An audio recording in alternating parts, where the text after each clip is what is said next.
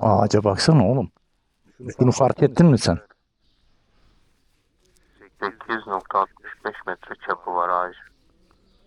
Abi böyle bir şey yok yani.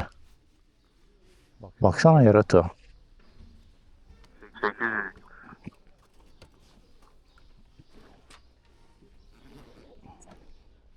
Abi hayırlı günler.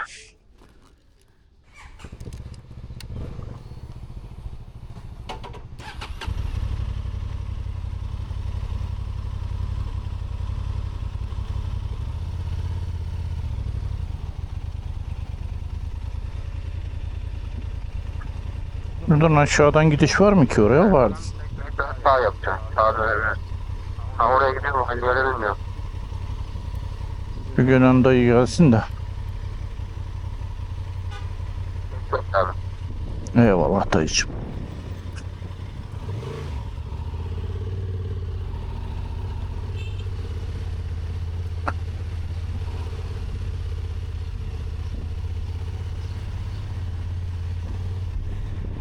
Sen yok. Valla. He?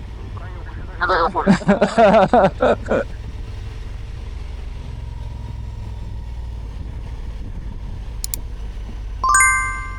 İşte mesela Transalp yolda hafif bilmem ne de hafif ya. Şimdi bunun gibi çok olmadık şeylerde, eğimlerde o ağırlığı hissediyorsun tabii. O bir sıkıntı. Mesela bir de şey var, yüksek ya, çok keyifli. Ben şimdi normalde peglere bastığım yerleriyle yere basıyorum ayağımın. Yani önce orasıyla basabiliyorum. Öyle olunca da yere tam ayağımın fullüyle basamadığım için acık aşağıda kalırsa iyice parmak ucuna kalıyor. İyice parmak ucuyla da tam denge noktasında tutabiliyorsun. Acık o tarafa gidiverirse geçmiş olsun. Tamam abi.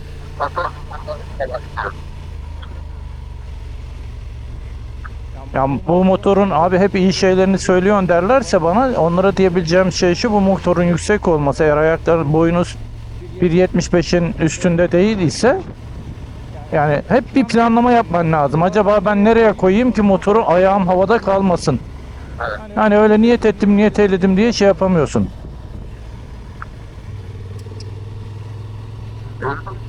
Düz düz yukarıya gidiyorsun. Öbür taraf aşağıdan geliyor işte. Ha, tamam.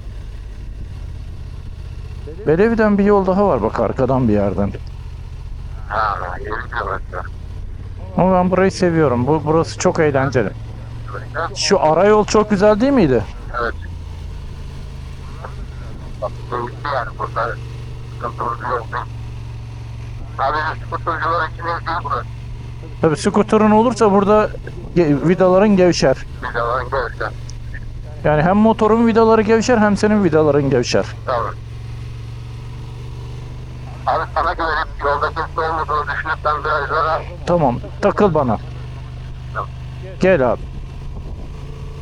Ben sağa kaçıyorsam, sola kaçıyorsam sen de kaç arkamdan, yapacak bir şey yok. Biliyorum seni bazen. Firketeler çok güzel ama. Evet.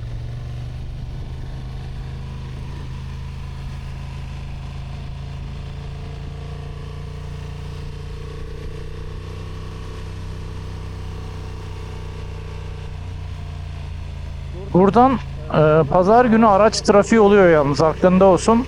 Ha. Abi ne yapıyorsun?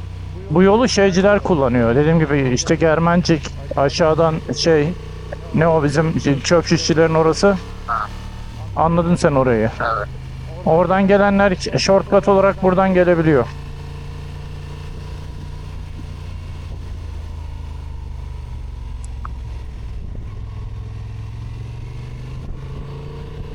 Yağmurlardan çok fazla yolun kenarına şey gelmiş. Kuruyunca da böyle Çok da. Çok da.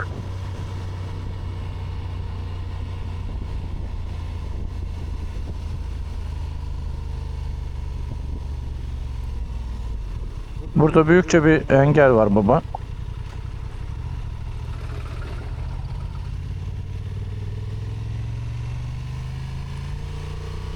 Güzel geçti. Ama ya ben gördüm. Delik belli olmuyor tozdan.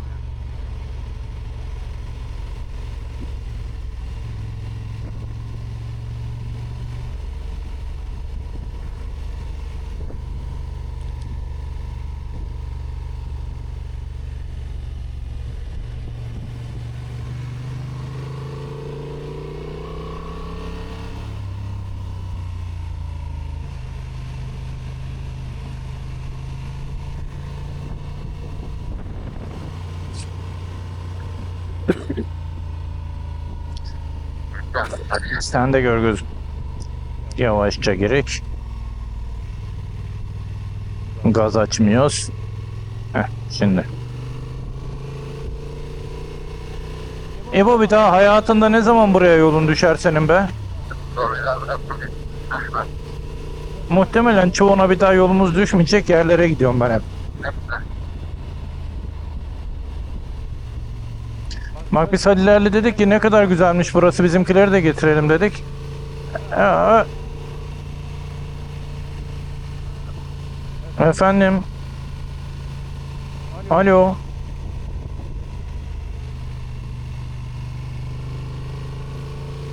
Alo.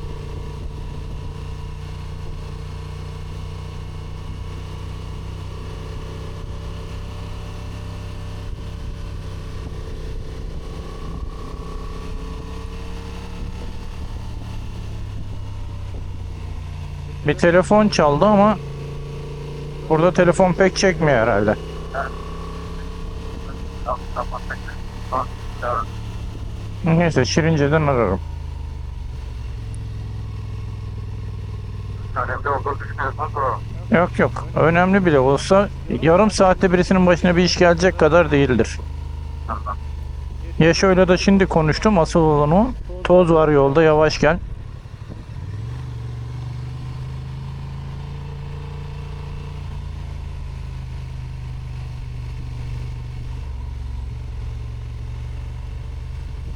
Telefon yok. Yolda yani. Değil mi? Ama gelebilir. Onun için olabildiğince açıktan gidiyorum ki adam beni görsün, ben onu göreyim. Sağda kaçacak yer olsun acık. Bize öğrettikleri öyle yani.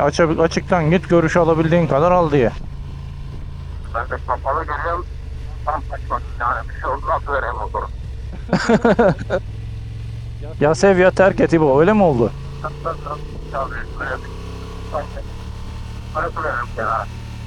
Mesela bize öğrettikleri şöyle gidiyorsun. Mesela arabayı daha ileride 5 metre falan ileride görüyorsun dıştan gidince. Ama işte buradan Şimdi karşıdaki dayının burada yanlıya gelmediğini varsayıyoruz. ben buraya yanlış belki varsayım.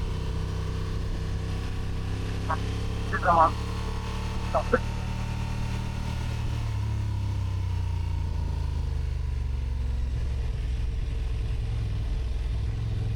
ya ben kitapta ne gördüysem tersini yapıyorum daha Değişik yapraklar olan ağaçlar var etrafta.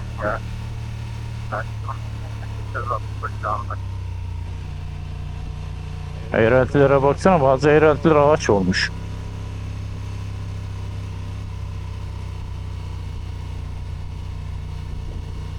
Gözünü bir an olsun yoldan ayırmaman gereken yollar. evet. İşin güzel tarafı arkadan gelen yok ya. Bir tempoyu tutturman gerekmiyor. İstediğin kadar yavaşlayabiliyorsun. Ben onu seviyorum biraz. Yalnız benim şu gazı bırakırken agresif bırakma huyumdan acık kurtulmam lazım. Yavaş böyle aynı düşünsen ben çok tutuyorum herhalde bazen ağrıyor. TCS tersine çalışıyor mu ki acaba? Mesela gazı ansızın açınca sarmasını engelliyor da ansızın bırakırsan kompresyonun tekerrür sürüklemesini de engeller mi ki? Değil mi? O tersine de çalışması lazım TCS ise bu. Ben sadece sebebiyle alakalı. Yavaş bırakınca yavaş gidiyor. Ama bir anda kapatınca İşte bir anda kapatınca TCS tekeri eğer sürükleyecek olursa kitlemeyi engeller mi? Gazı bırakınca demez. Öyle bir şey yok onun. Sadece motor ben de kapatıyorum.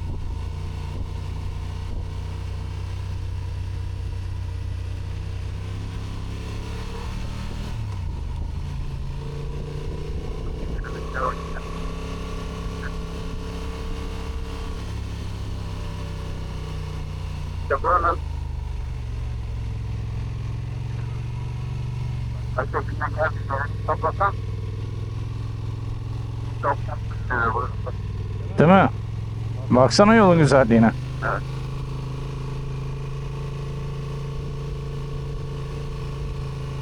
Tam bir yok. Tam bir inanmaya gideceğim.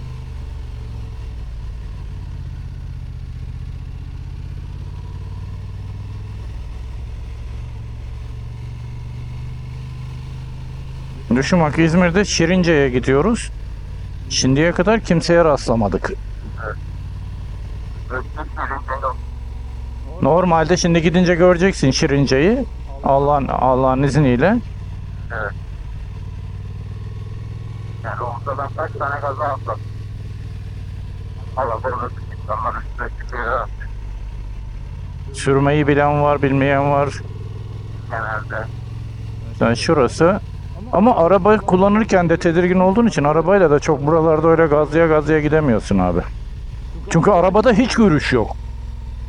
Şimdi sen şeridin sağına soluna gidip görüş alıyorsun da Evet, aklına giremiyorum. arabada yapacak bir şey yok.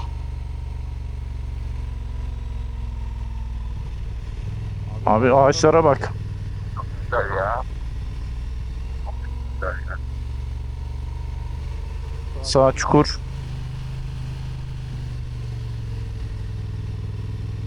Gelincikler sağda.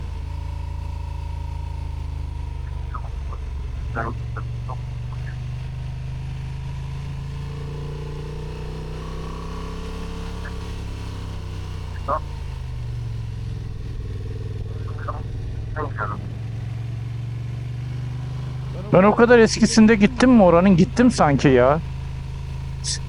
Benim şirket varken Manisalı arkadaşlar vardı. Onlardan biri götürdü beni. Ama ta tepeye kadar çıkmadıydık. Aralarda bir yerden döndüydük. Evet. Yani şöyle diyeyim sana, o zamanlar biz arabadan elektrik alıp ben öyle yapıyordum. Eskiden hep öyleydi. Yaylalarda da öyleydi. Bir tane stop lambası. Bak karşısı Şirince. Bu arada. Tabi ağaçlar yaprak yaptığı için şu anda şey yapamıyoruz. Göremiyoruz. Kışın gelince şu yaprakta ağaçların şeyi olmuyor. Şimdi Şirince köyü şaraplarıyla ünlü. İçerisinde bir tane kilisesi var ama kilise aktif değil tabi. Turistik hale gelmiş artık iyice. Her şeyde olduğu gibi. Ya inancın hiçbir çeşidine pek saygı yok. İnananı da saygı göstermiyor inancına zaten. Hoş. Yani inanmayanların saygısızlığı olarak söylemiyorum. Tabii canım, inananlar da göstermiyor. Adama sus, gelince de sus. Abi ne tarafta, şuradan sus.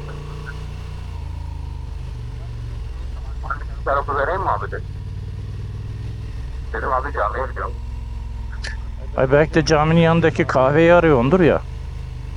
Cami nerede ya? Cami. Engel var. Abi bak.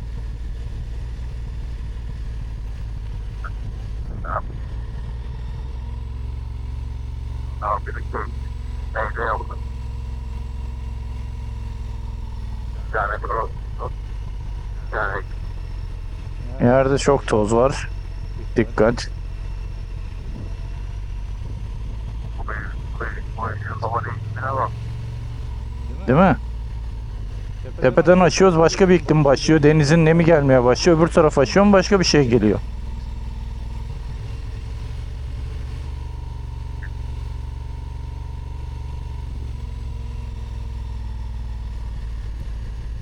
Sağda çukur var.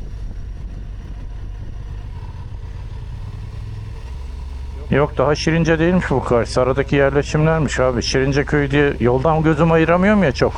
Evet. Şirince'yi karşıdan göreceğimiz bir yerden döneceğiz birazdan. Döner dönmez.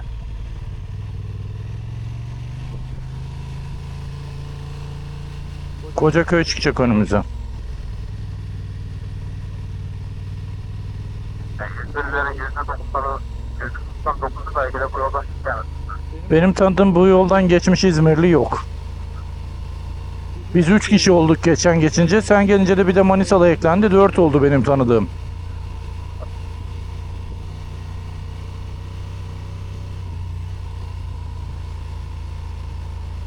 Ben mecburen birle gidiyorum. 2 çok geliyor. Ben ülke bile tapıyorum. Pardon. Rahatlıkla. O yüzden de motorun tepkileri sert. Mesela burada rehin alınabilir. Kompre şeyi falan yavaşlatıyor. Var mı geleni giden abi? Yok. Abi cevize bak. Of, kokuyu aldın mı? Evet. İşte bunun için motor ya. Yertoz, Bigdon. Ne dökülmüş buraya? Bunun üstünden mi? Ama değil. Yapma da değil. Ağaç tut değildi de.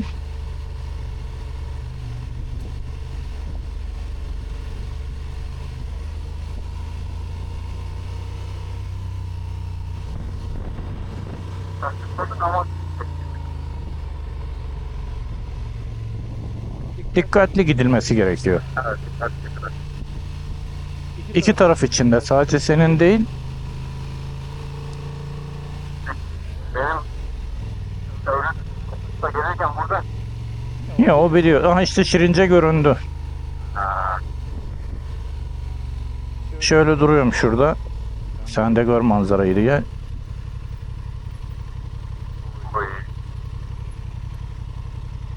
Az daha gideyim mi? taş sahibi. Tam ben zeytin ağacına kaldım.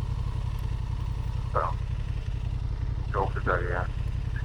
O köyü bu manzarayla başka hiçbir yerden göremezsin. Çünkü o köyün yolu şuradan aşağı gidiyor. Başka. Sahibi dümdüz bir yolu var. Şirince köyüne hoş geldiniz. Arkası Selçuk. Selçuk Kuşadası'na doğru giden yol. Çok güzel yer ya. Gidiyorum. Haydi abi. Kelebekler, melebekler etrafta.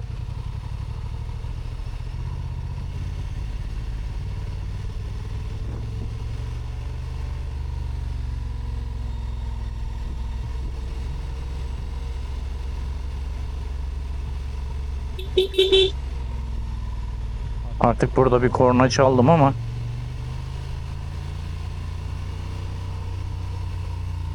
tabi buralarda evi olan arkadaşlar var.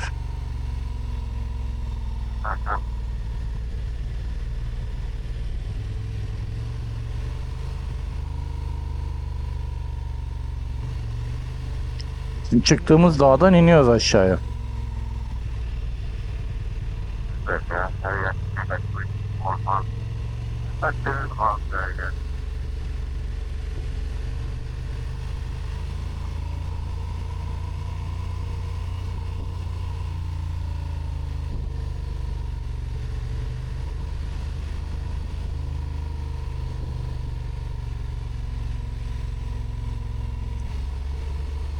Yol çok iyi yalnız ya.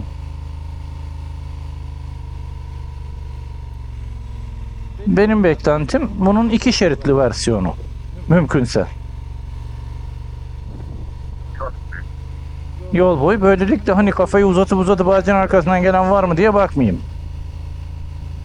Baksana şeye, ovasına küçük. Of, ağaca bak. Burada bir firketemiz var. Gelen görünmüyor. Benim de egzoz patara çatara yapıp duruyor. Çok güzel gidiyor. Tamam. Arkadaş akşam attık.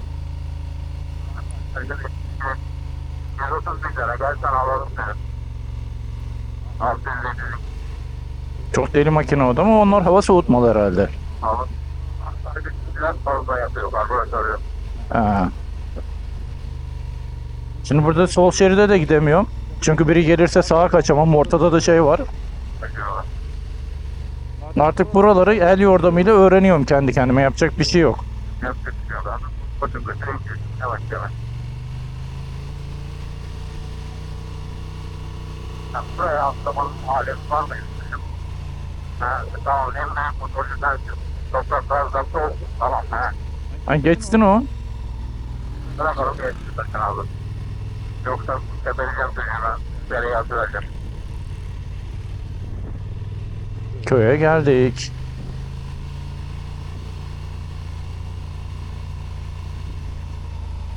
Allah rahmet etsin. Tamam. Tek beraber beraber. Var. Şehit olmayan köy mü var Anadolu'da abi? Yani.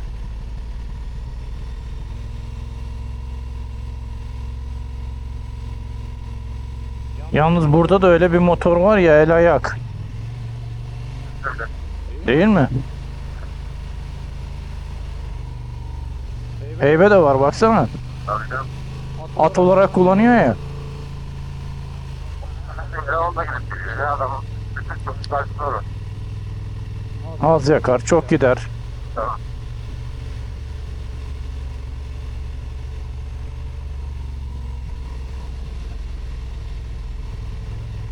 Şurada bir tane butik otel var. Otoparka mı koyalım, yolun kenarına bir yere mi? Bu kenarına bir yere ya. Motoru çevir. Çünkü yol kenarına koydurtmayabilirler diye endişelendim. Bakın fazla. Sonra Sen o zaman şuradan öne geç de bize bir park edecek yer bul. nereye? Aha işte karşıya konuşarken. Soldan mı girip koyacağız? Şuraya bak burası trafiğe kapalı alan. Şuradan demirlerin arasından giriyoruz. Buraya bırakıyoruz. Ben hatta şu gölgeye bırakabiliyor muyum? Hangi gölgeye?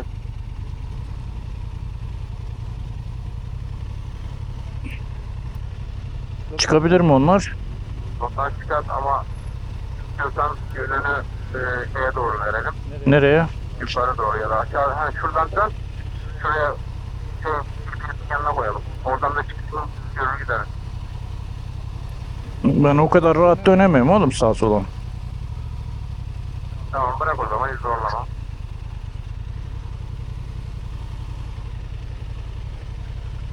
Yavaş yavaş. Arkada kimse yok değil mi? Yok serbest. Geleyim mi ben? Mesela. Yok ya. Motorcuyuz ya, ayağı indirmiyorum dikkat edersen. Tamam canım indirmeyeceğim. Sola yatıktır. Sağa salma kendini. Heh. Tamam. Şöyle şuraya doğru bırakıyorum. Sen de bırak ben de oraya gireceğim.